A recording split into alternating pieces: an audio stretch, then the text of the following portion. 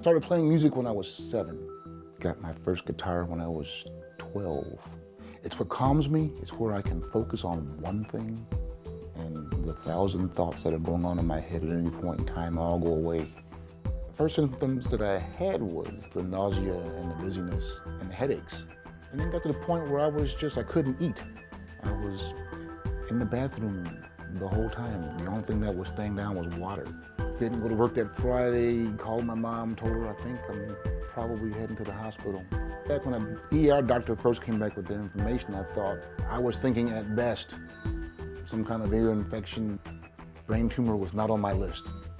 Keith came in because he was having headaches, but he was actually a lot sicker than that. And the CAT scan showed that he had a large mass in the back part of the head in the region of the cerebellum, which is part of the brain that controls or contributes to coordination.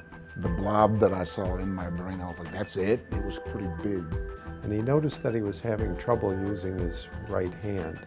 And in addition to his usual employment, he's also a guitarist. And that resonated with me. I play bass guitar, so I know how important it is to be able to use both hands. The danger of this mass is that it also was putting pressure on the deepest part of the brain, which is the brain stem. That controls breathing, heart function, and if you put too much pressure on it, you can go into an irreversible coma and die. I just wanted to stop hurting. That's all, stop being sick. So the time for surgery was that day. He was rapidly prepared for surgery in several hours. The last thing I remember saying to the anesthesiologist was, I'm a musician. That was my last words I remember saying to anybody. I'm a musician. I'm a musician. I'm a musician. So when I came back out, I wanted to still be a musician. Most of this mass was likely fluid and not solid tissue, but there was a small core of the mass which was secreting this fluid. We started by making an incision in the back of the head and neck, opening that to expose the skull, removing part of the skull, and then setting about to first aspirate the fluid to give us more room to work, and then actually taking the part of the tumor out that was secreting the fluid. When I woke up after the surgery, I knew it was fixed.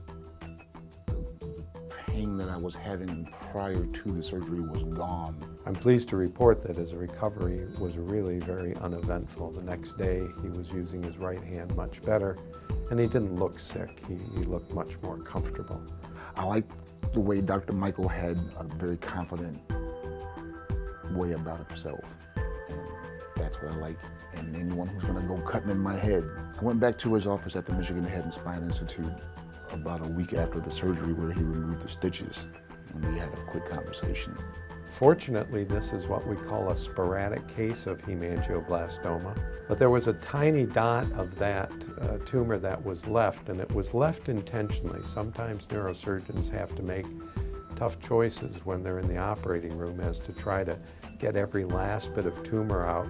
This last bit of tumor was resting against a very large blood vessel in the area of the cerebellum, and I decided to leave that tiny spot, knowing that we have additional options for treatment at our disposal. So once he had completely recovered from the surgery, I recommended to him that he have a gamma knife treatment of the last bit of remaining tumor. So we were able to successfully carry out that treatment, and there's very little, if anything, that you can see left of that tumor. I've been in a few bands, at a little stardom, but there are other opportunities that are in front of me now. I've met a lot of people in the industry since the surgery, actually, that say they're gonna help me, so we'll see what happens.